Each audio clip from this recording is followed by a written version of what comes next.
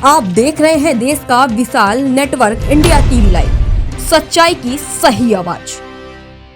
महेश भाई, सामान्य 2026 की महानगरपालिका सौ प्रथमवार आयोजित आ चूंटणी में खूब सारो प्रतिसाद वोर्ड नंबर 4 मतदारों आपी रहा है। खूब मोटी संख्या में लोकसंपर्क दरमियान इमनो प्रेम और उत्साह जोवा मळे छे। कार्यकरो, टेकेदारो और समर्थको खूब आशीर्वाद आपवाना छे।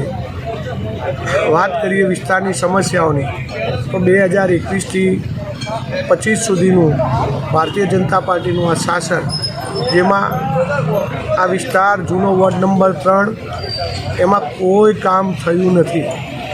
એક પણ કામ જો વિસ્તારના કાઉન્સિલર ભારતીય જનતા પાર્ટીના ગણાવે તો મારી ચેલેન્જ છે, છૂટ પડકાર છે।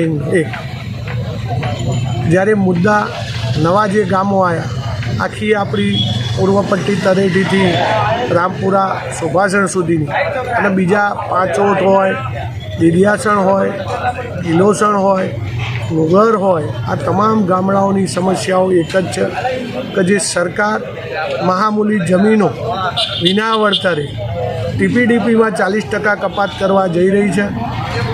ખેડૂતો અને પશુપાલકો રાતા પાણીએ રોવાના છે એવું મોટું ષડયંત્ર ગોઠવાયું છે।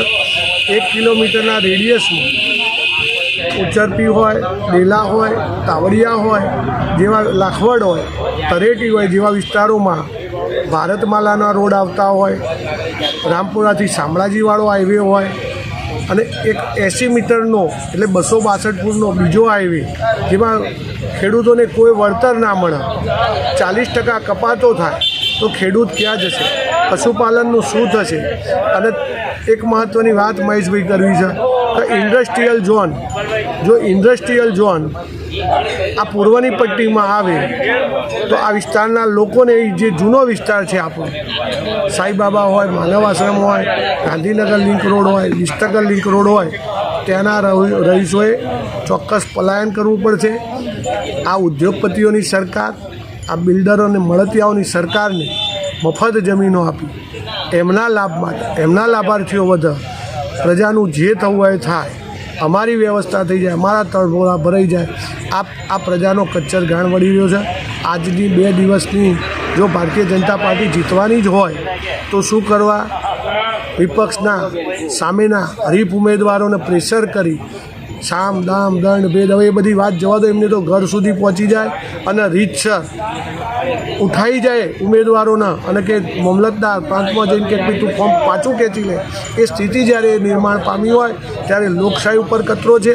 એટલે આપણે જડબાતોડ જવાબ 26મી તારીખે આપી કોંગ્રેસના ઉમેદવારોને જીતાડી લોકશાહી અને બંધારણ બચાવવાનું ને આપણી જરૂરિયાતો, જે પાયાની જરૂરિયાતો હતી, આખા પૂર્વ વિસ્તારમાં નર્મદાનું પાણી આજ 15 વર્ષે પણ આવ્યું નથી। આ એમની લાચારી છે। એટલે વોટ માગવા આવતા એમને વિચાર કરવા પડશે। એટલે આપણે જે સુવિધાઓ જોઈતી હોય મહાનગરપાલિકાની, એમાં भारतीय जनता पार्टी નું शासन ऊणું उतर्યું છે। એટલે प्रजा जड़बा तोड़ जवाब આપવાની। देश और प्रदेश की खबरों के लिए अभी सब्सक्राइब कीजिए इंडिया टीवी लाइव, साथ ही बेल आइकन को दबाना बिल्कुल ना भूलें, जिससे सबसे पहले खबर आप तक पहुंच सके।